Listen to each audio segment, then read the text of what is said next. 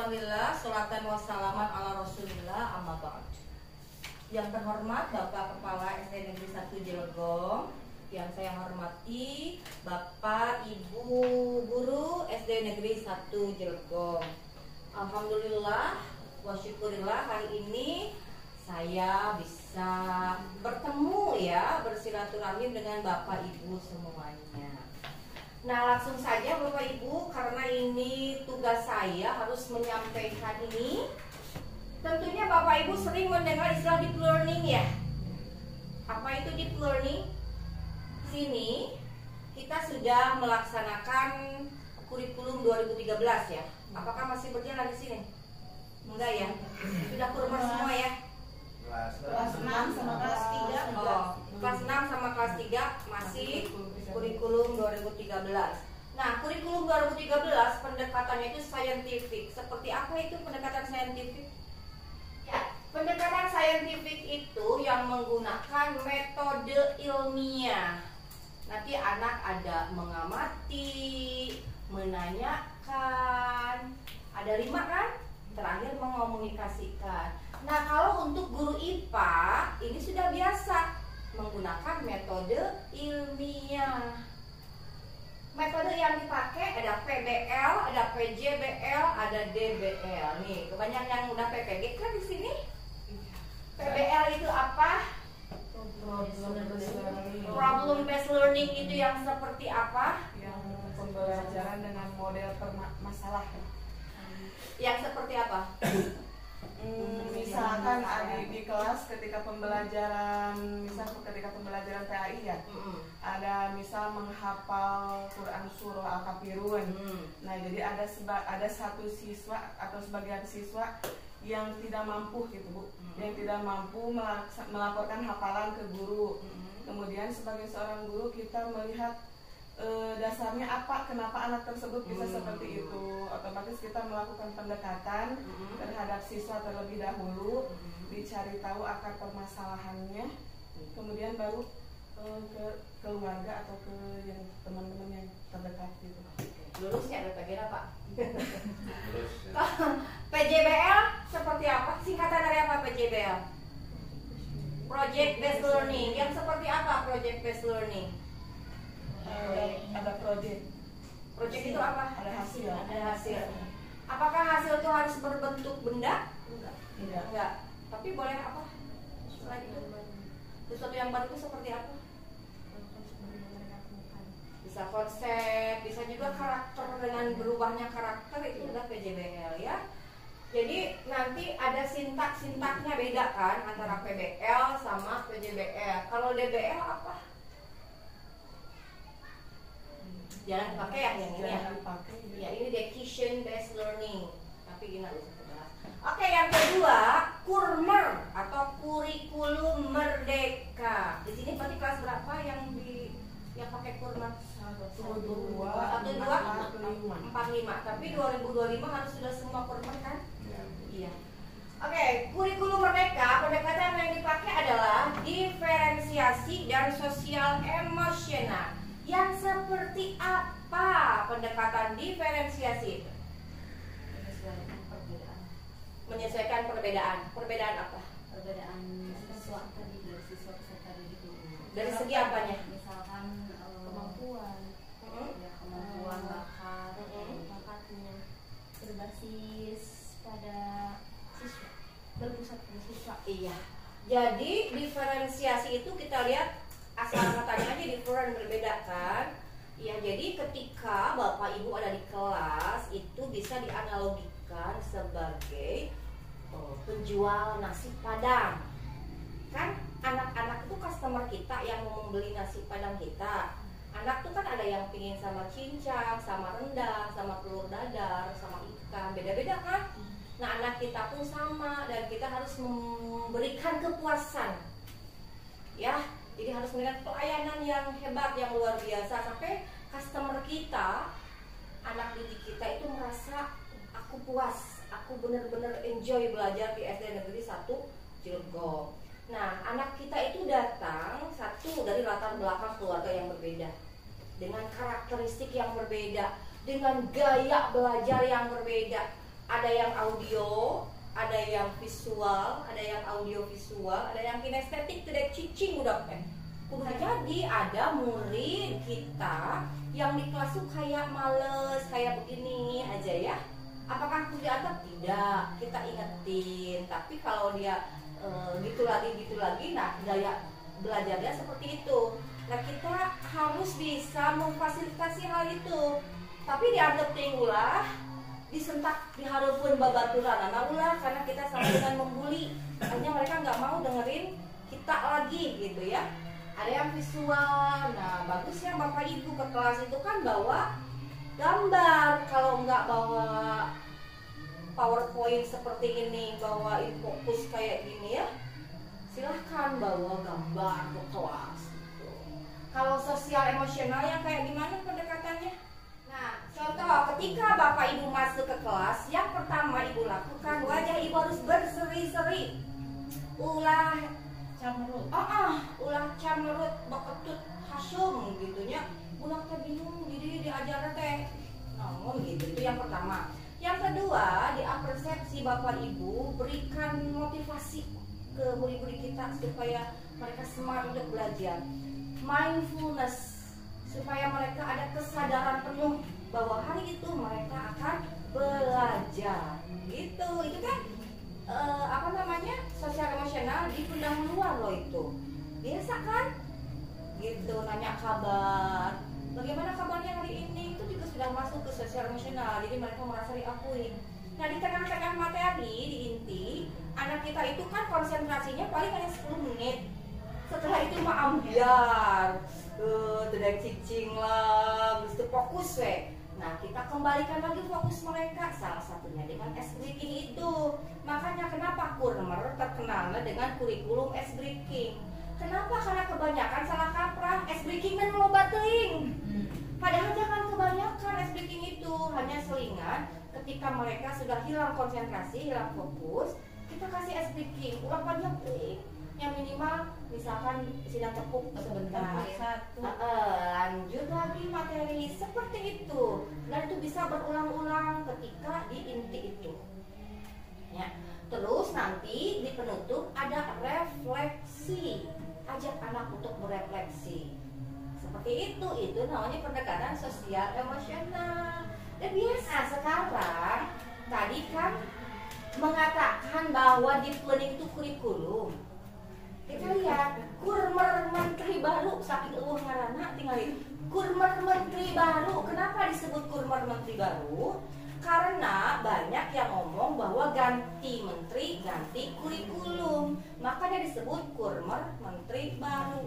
Jadi di zaman Bapak Abdul Muti ya, sekarang kita masih menggunakan kurikulum Merdeka. Jadi modul ajar masih bisa digunakan, hanya ning copy paste sabab ada perbedaan sedikit-sedikit. Di mana perbedaannya? Di pendekatannya.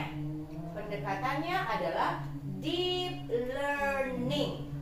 Nah, ini jadi deep learning itu pendekatan, bukan kurikulum. Sama dengan diferensiasi dan sosial emosional. Sampai sini paham ya Bapak Ibu ya? Nah, ini definisinya. Pembelajaran mendalam merupakan pendekatan yang memuliakan. Ya, jadi memuliakan ini Bapak Ibu lebih memanusiakan manusia. Kenapa seperti itu? Karena zaman sekarang ini anak-anak cenderung ketika belajar itu stres. Ya. Jadi kadang-kadang kan kita harus kan ajari anak didik kita itu sesuai dengan zamannya ya. Kita kadang memperlakukan mereka seperti zamannya kita dulu gitu. Dan anak-anak kita itu cenderung stres. Nah, adalah pendekatan seperti ini, jadi menggabungkan metode lama dengan metode baru. Sebenarnya kita pakai metode lama, tapi cuma caranya supaya baru gitu, seolah-olah. Nah, gitu ya. Dengan menekankan pada penciptaan suasana belajar dan proses pembelajaran berkesadaran atau mindful, supaya mereka tuh sadar aku sedang belajar. Sami sebenarnya dengan sosial emosional kan. Terus bermakna, meaningful. Kita nggak usah ngasih materi banyak banyak. Kurikulum Merdeka itu yang dikasihkan materi esensial. Sisanya materi tambahannya yang penunjangnya bisa kita berikan penugasan. Tapi ingin seeuteing di sekolotna kamu ke sekolah ngaririun cina barang tugas lo bawa teuing da akan bener kok kolot. Itu ya. Jadi materi esensial di sekolah sampai anak tuh pas keluar kelas bisa ngejawab gitu. Misal Pak Mati nanya, kelas 5 tadi diajar naon? Gitu Pak. Nah, jangan sampai ada gitu mah. Jadi anak tuh harus bisa rada menerangkan sedikit itu Pak tentang anu gitu. Jadi bermakna, ada yang dia ambil pelajaran hal itu dan menggembirakan atau joyful melalui olah pikir. Jadi diasah pikirannya, olah hati, etikanya ada, olah rasa, estetikanya ada, dan olahraga atau kinestetik secara holistik dan terpadu. Kalau dibentuk bagan seperti ini Bapak Ibu, pembelajaran mendalam itu berkesadaran, bermakna, menggembirakan. Apa yang diolah? Olah pikir, olah hati, olah rasa, olahraga. Untuk mewujudkan apa Bapak Ibu? Profil lulusan. Kalau kurikulum Merdeka sebelumnya profil pelajar Pancasila. Kalau sekarang profil lulusan. Jadi bedanya sedikit. Modal tadi pendekatan diferensiasi dan sosial emosional. Sekarang deep learning, sebetulnya penggabungan antara diferensiasi dan sosial emosional, hanya lebih diperdalam lagi gitu. Terus ini pun sama, profil pelajar Pancasila, sekarang profil lulusan. Profil pelajar Pancasila ada berapa dimensi? Ada 6 ya. Sedangkan profil lulusan ada 8 dimensi. Jadi ada tambahannya. Kita cek satu persatu Bapak Ibu. Nah, coba cek nomor 1. Ada nggak kemarin? Ada ya. Kalau kemarin istilahnya gimana? Beriman bertakwa kepada Tuhan yang Maha Esa dan Allah mulia. Iya, kalau sekarang keimanan dan ketakwaan terhadap Tuhan yang Maha Esa. Beda sedikit ya. Jadi individu yang memiliki keyakinan teguh akan keberadaan Tuhan serta menghayati nilai-nilai spiritual dalam kehidupan sehari-hari. Yang kedua, kemarin ada nggak? Ada, berkebinekaan global. Di sini kewargaan ya. Ya. Oke, berarti mirip dengan berkebinekaan global ya. Indonesia. Individu yang memiliki rasa cinta tanah air, mentaati aturan dan norma sosial dalam kehidupan bermasyarakat, memiliki kepedulian, tanggung jawab sosial serta berkomitmen untuk menyelesaikan masalah nyata yang terkait keberlanjutan manusia dan lingkungan. Kalau saya lihat poin 1 dan 2 dibaca berulang-ulang, ternyata poin 1 dan 2 ini bunyi Trisatya. Demi kehormatanku, aku berjanji akan bersungguh-sungguh menjalankan kewajibanku terhadap Tuhan Yang Maha Esa, Negara Kesatuan Republik Indonesia, dan menjalankan Pancasila, menolong sesama hidup dan ikut serta membangun masyarakat, menepati dasar dharma. Iya, sadaya. Oke, nomor 3, penalaran kritis. Kemarin apa? Bernalar kritis. Individu yang mampu berpikir secara logis, analitis, dan reflektif dalam memahami, mengevaluasi, serta memproses informasi untuk menyelesaikan masalah. Kita sebagai guru harus memberikan contoh yang baik buat anak didik kita. Jangan mudah termakan berita hoax. Jadi kalau ada kabar, ada informasi apapun, ulah diterei buleud. Tapi kita harus analisis dulu, kita evaluasi bisi berita itu nggak benar. Kita ujuk-ujuk share, kita ujuk-ujuk, yo apa tuh cek si anu, oke teh cek si itu teh, oh cina ujuk guru SD Cilegon, kan jadi kita yang kena kan? Jadi hati-hati ya, kita harus bernalar kritis atau penalaran kritis. Yang keempat kemarin ada kreatif. Kalau sekarang kreativitas. Beda sedikit. Individu yang mampu berpikir secara inovatif, fleksibel dan orisinal dalam mengolah ide atau informasi untuk menciptakan solusi yang unik dan bermanfaat. Bapak Ibu, kita semuanya punya kelebihan dan punya kekurangan. Tapi kita jangan insecure dengan kekurangan kita. Karena apa? Karena kita punya kelebihan, gitu. Dan di sini kita harus mampu menciptakan solusi yang unik dan bermanfaat. Jadi ketika Bapak Ibu punya masalah, ulah untuk kuat dina eta masalah. Do you understand? Untuk kuat?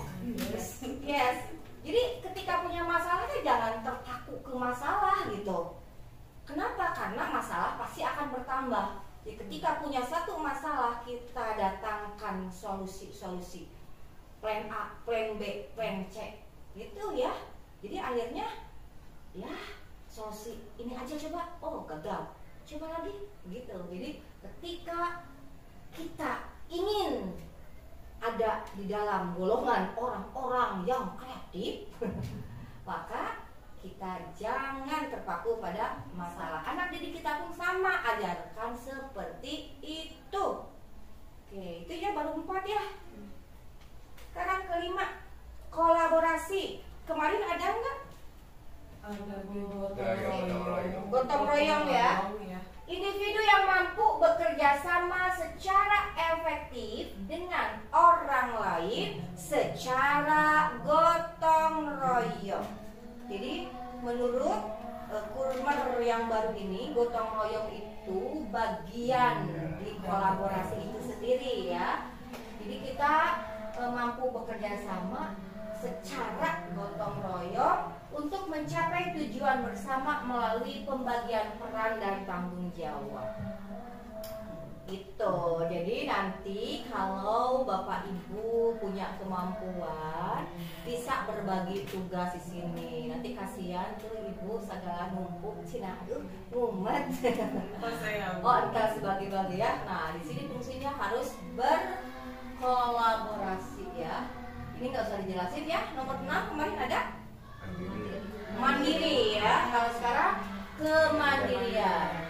Individu yang mampu bertanggung jawab atas proses dan hasil belajarnya sendiri dengan menunjukkan kemampuan untuk mengambil inisiatif, mengatasi hambatan dan menyelesaikan tugas secara tepat tanpa bergantung pada orang lain. Nah, ajarkan anak didik kita untuk menyelesaikan tugas. Coba nak belajar sendiri. Ketika bekerja sama, kerja kelompok, yuk kolaborasinya harus ada. Jangan uya gawe, uya cicing gitu ya. Nah, terus terangkan ketika kita mandiri itu apa manfaat kedepannya untuk kita. Gitu. Paham ya Bapak Ibu tentunya ya untuk yang ini ya. Pokoknya kita harus mandiri, jangan tergantung pada orang lain, jangan terlalu berharap pada orang lain. Ketika kita, misalkan Bapak Ibu guru ya, percaya sama seseorang, kita memberikan tugas A gitu, tidak dikerjakan, apa yang Bapak Ibu rasakan? Kecewa kan? Iya, jadi jangan terlalu berharap pada manusia karena ujung-ujungnya pasti akan kecewa. Jadi lebih baik kita lakukan sebisanya kita, terus kita serahkan semuanya pada Sang Maha Pencipta gitu. Tapi kolaborasi gitu. Oke, yang ketujuh ada nggak kemarin? Tidak ya. Kesehatan, makanya ya MBG ya. Makan bergizi gratis meskipun di Cidolong belum tersentuh. Kenapa ya belum sampai? Ya, sabar. Ada saatnya, tenang ya. Kesehatan ya Bapak Ibu. Yang ketujuh kesehatan, bukan kesetanan. Individu yang memiliki fisik yang prima, bugar, sehat, dan mampu menjaga keseimbangan kesehatan mental dan fisik untuk mewujudkan kesejahteraan lahir dan batin atau well-being. Mens sana in corpore sano, ya Bapak olahraga ya. Dalam tubuh yang sehat terdapat jiwa yang kuat. Jadi kalau makannya sudah halalan thayyiban, insya Allah mental juga bagus. Jadi dari asupan yang kita makan harus bagus, harus halal juga mendapatkannya. Terus jangan sampai yang kita nge-gym misalkannya seminggu 2 kali misal. Jadi ulah ngagugulung fisik, kayak dia kan di jogging tiap pagi misalkan, tapi mentalnya kita udah dilatih. Kumaha ngelatih mental, sebenarnya ini nyambung ke nomor 8 sebetulnya. Apalagi anak didik kita. Ini kan kita judulnya 8 dimensi profil lulusan ya Bapak Ibu ya. Apalagi anak didik kita yang zaman sekarang ini, Bapak Ibu tahu karakternya seperti apa. Mental mereka itu kalau saya harus agak kasar ngomongnya, mereka tuh lembek. Kenapa mentalnya lembek? Karena mereka hidup di zaman yang serba instan. Teriut, hayang hitung, aya kalkulator, aya informasi tinggal googling. Udah ayeuna kan hayang latihan vokal tuh kudu nginci ke guru vokal. Tinggal tah. Jadi serba instan. Jadi kalau ada sesuatu itu mereka mudah down gitu. Disentak ku kolotna, lapor ka kabogohna, budak ayeuna kan gitu. Kelas kita klinis baru ka kabogoh hayu namanya.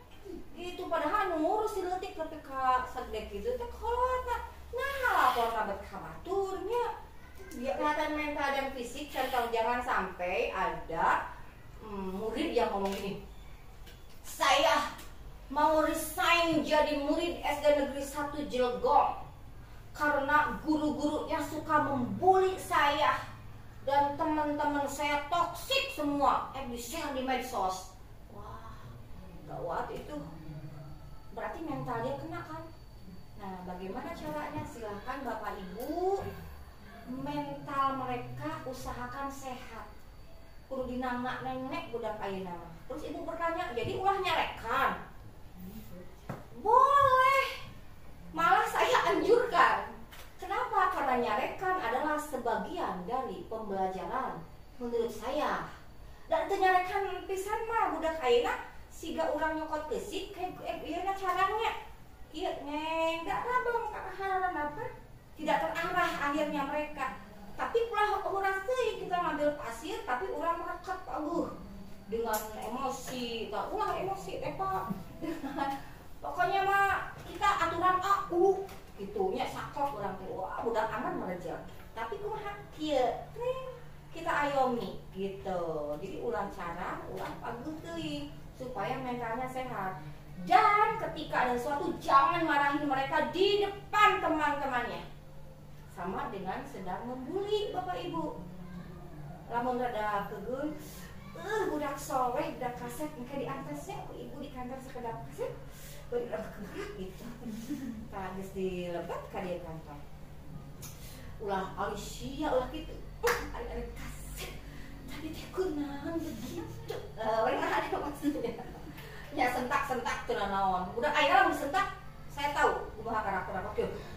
Gitu. Hos-hosan udah ayeuna mah. Soalnya saya pernah ngalami di rumah budak sekolah agama di sana kan kalau hos-hosan kok enggak. Budak sih kesurupan gitu kan benar. Diadepkeun yang heula. Nya tenang carekan deui. Hos-hosan deui gitu. Carekan deui. Nah, udah lama, sudah agak tenang, baru saya ngomong hampuranya tadi ibu nyarekannya lain ke maneh. Ibu teh nyaah ka maneh. Batur ngaji bet maneh ka urin jeung ngetrak-ngetrak kilometer batur omong. Kan ieu mah datang ka ibu nyerakeun mah. Terus akhirnya sampai dia berani ngomong, ibu cenah lain acak ali akhirnya mah. Balik community mah kan kurang carekan salah pun hos-hosan kayak kurang disebutkeun gitu mau narima kan. Nah gitu, jadi yuk kita jaga ya fisik dan mental anak didik kita supaya mereka sehat. Oke, selanjutnya yang 8 nih, komunikasi. Kita semuanya bukan hanya murid saja, kita harus bisa berkomunikasi dengan baik. Yang seperti apa? individu yang memiliki kemampuan komunikasi intra-pribadi untuk melakukan refleksi dan antar pribadi untuk menyampaikan ide, gagasan, dan informasi baik lisan maupun tulisan, serta berinteraksi secara efektif dalam berbagai situasi. Nah, jadi komunikasi teh lain dengan ngomong kul kabatur Bapak Ibu, tapi kita dituntut untuk bisa berkomunikasi ke diri sendiri, intra-pribadi, dengan melakukan refleksi. Nah, kalau ini sudah biasa kita lakukan, hiji moal aya keheul kabatur. Walaupun keheul sebentar aja, karena kita mengevaluasi diri kan, kita melakukan refleksi. Moal aya anu yang namanya ngumpul ngariung gibah-gibah putih di sana dia. Pokoknya aman sentosa karena dia sudah bisa berkomunikasi dengan diri sendiri. Jadi ketika ada yang menyakiti kita, mungkin dia nggak merasa gitu. Ulang sarwana. Kita introspeksi diri dulu. Nah, ini kita berkomunikasi dengan diri sendiri, refleksi. Setiap orang melakukan hal itu pasti punya alasan. Dia seperti itu pasti punya alasan. Dia cermin buat saya.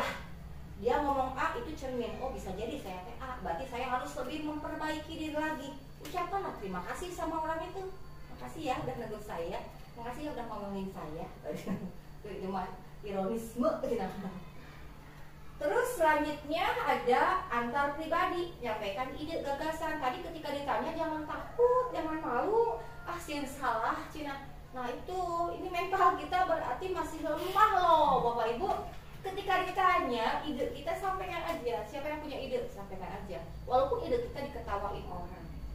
Ya, oke, berarti kita mampu berkomunikasi antar pribadi. Dan kita pun harus mampu berinteraksi secara efektif dalam berbagai situasi. Nah, ada kata kuncinya efektif. Jadi kita berinteraksi dengan orang itu harus efektif. Ada efektifnya kumaha tuh. Jadi puguh gitunya. Tepat guna gitu. Ulah berinteraksi tapi keparunggu loba wadarana. Ya. Nah, prinsip pembelajarannya ini tadi berkesadaran, bermakna, menggembirakan. Nah, ngomong-ngomong bermakna Ibu, ini anak-anak kita tadi kan saya udah ngomong materi yang dikasih harus yang esensial ya. Jangan banyak-banyak. Contoh, ketika Bapak Ibu akan menerangkan lambang negara Republik Indonesia, bawa eta gambar ke kelas. Anak-anak, apa ini? Gambar Bu. Ya, pinter. Gambar apa? Gambar burung. Gambar apa yang udah punya? Nah, kita uji aja dulu misalkan. Coba, ada apa saja yang kamu lihat di sini? Ada gambar bintang, Ibu. Bagus. Ada gambar gelang, Ibu. Gelang bagus. Ada gambar apa lagi? Ada gambar pohon angker, Bu. Ada gambar apa lagi? Ada gambar kepala apa? Kepala sekolah. Ada gambar apa lagi? Ada gambar sate. Itu kan di TikTok kayak gitu ya? Kepala sekolah, saya ketawa pas ngedengar. Antara hayang seri dan hayang curik saya mah. Aduh, tuh anak zaman sekarang kan nggak tahu lambang negara. Kita bawa ke kelas. Ini lambang negara kita. Boleh Bapak Ibu tanyakan, kenapa burung Garuda selalu menatap ke sebelah kanan? Tidak ke depan, atau ke kiri, atau ke atas? Kenapa? Kira-kira jawabannya. Kok kakak kedua ya? Kira ya tercangkeun. Pak, udah Pak. Kakak kedua ya Pak. Kebaikan. Ya, begitu salah satunya. Karena yang harus kita lihat adalah kebaikan. Nah, right itu baik, right itu benar, gitu ya. Jadi yang selalu kita lihat adalah kebaikan. Kita harus gunakan kacamata lebah. Jangan pakai kacamata lalat. Karena kalau kita pakai kacamata lalat melihat apapun goreng. Pekerjaan budak ini salah, goreng ya. Tapi kalau kita melihat dengan kacamata lebah, hanya yang baik-baik aja yang kita lihat. Oke, anak-anak, jumlah bulunya ada titik-titik, ibu teh. Di dada ada berapa, di sayap ada berapa, di ekor ada berapa, itu terangkan. Dan itu simbol dari apa? Oh, kemerdekaan Republik Indonesia, gitu kan? Harus menerangkan. Terus ini ada perisai. Kalian tahu kan orang yang mau berperang itu suka bawa perisai? Yuk kita lihat di perisainya ada gambar apa? Sebutkan. Ada bintang. Itu simbol. Ini yang perisai ini simbol dari Pancasila. Nah, apa enggak Pancasila? Kita kan seni. Apa bu? Oh iya, sebetulnya wah kamu hebat. Misalkan apresiasi lah mereka. Terus iya dong ibu, kan setiap Senin saya suka ngikutin. Bisa.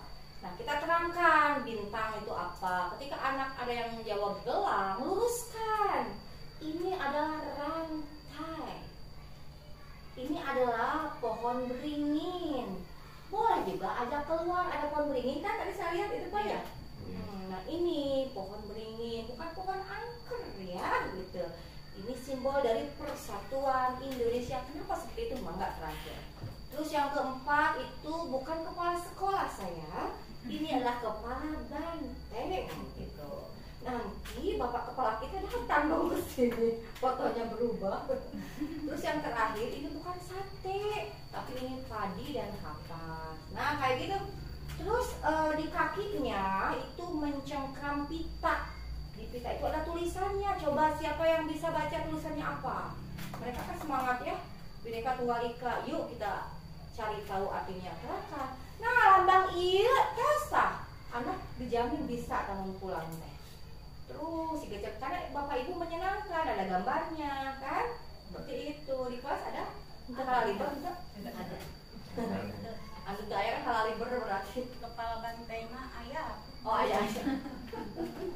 Nah kayak gitu ya bapak ibu, pokoknya yuklah ajarkan sesuatu yang bermanfaat.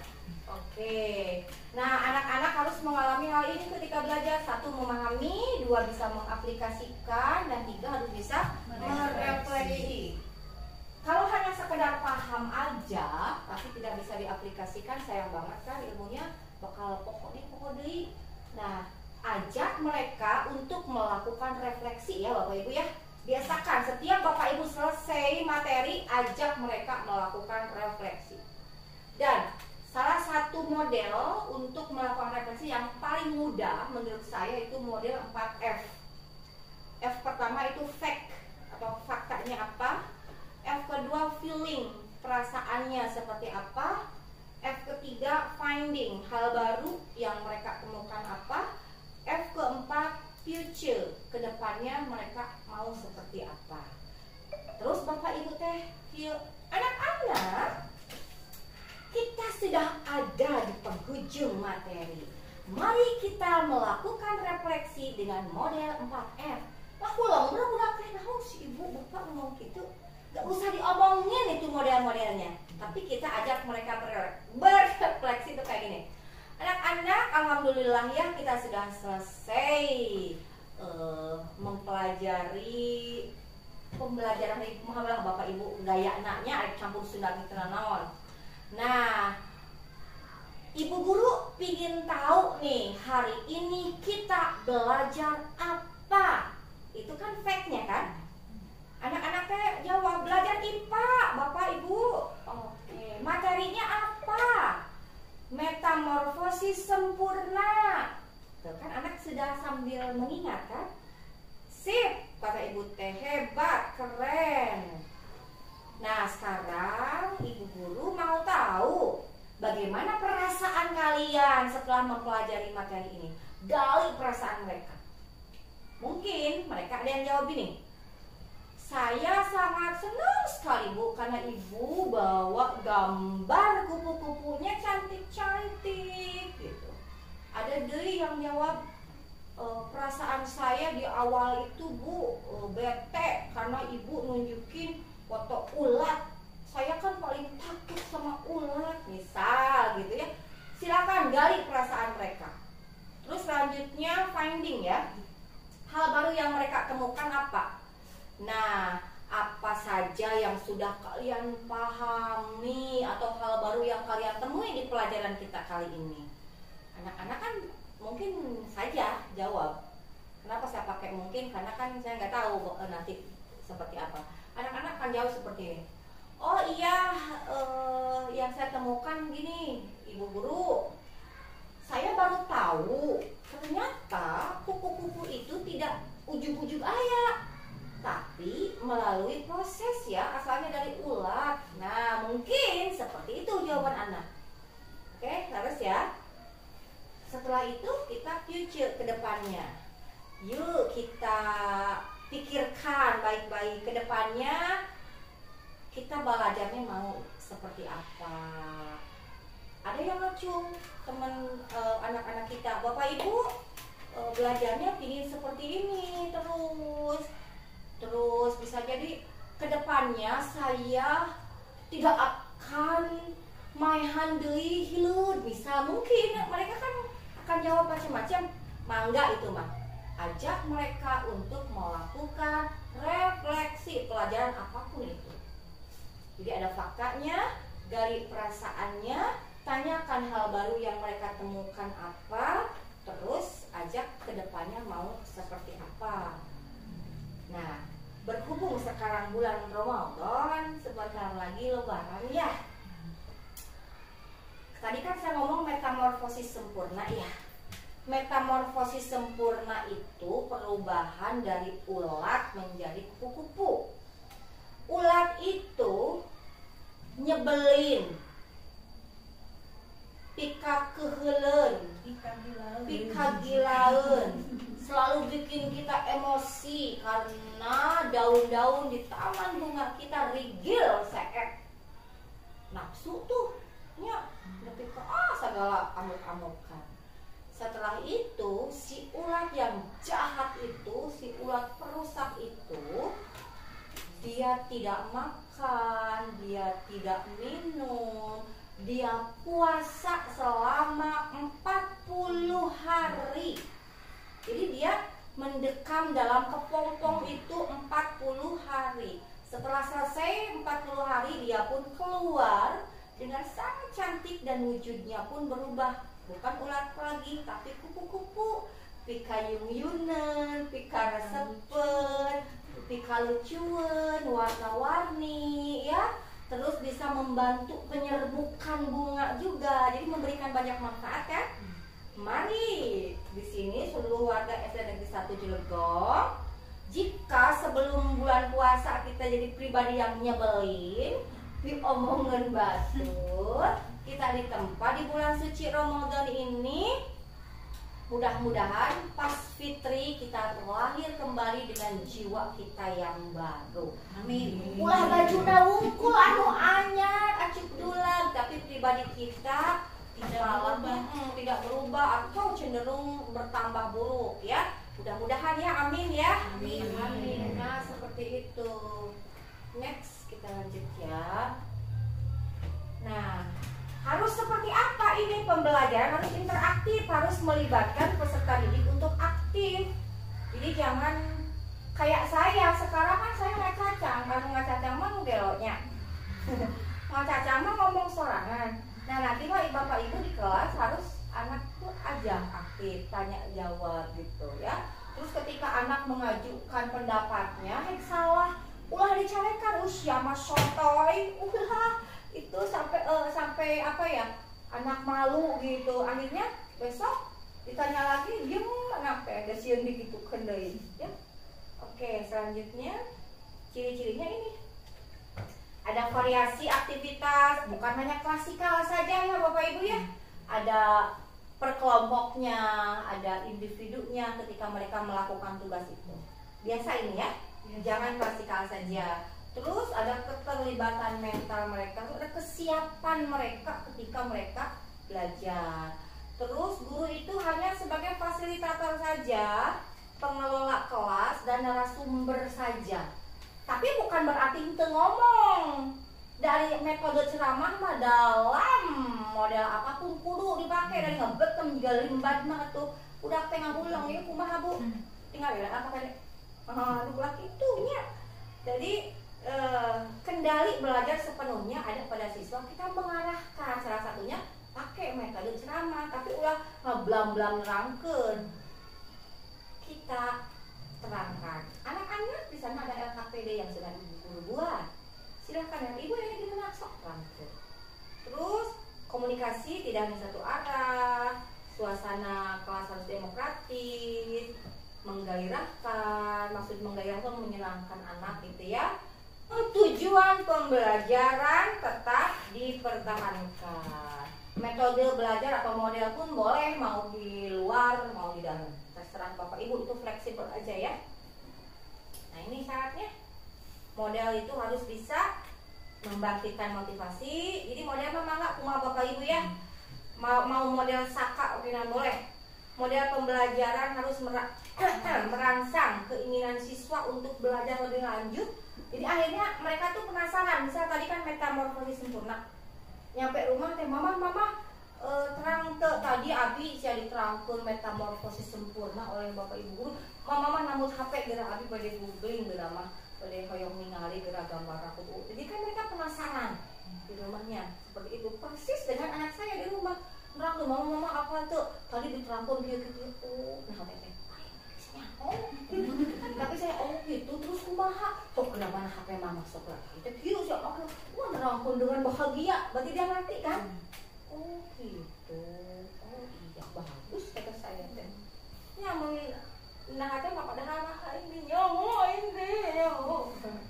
Nah itu model pembelajaran itu harus memberi kesempatan siswa untuk memberikan tanggapannya dan sampai selesai. Pokoknya modelnya harus seperti itulah ya.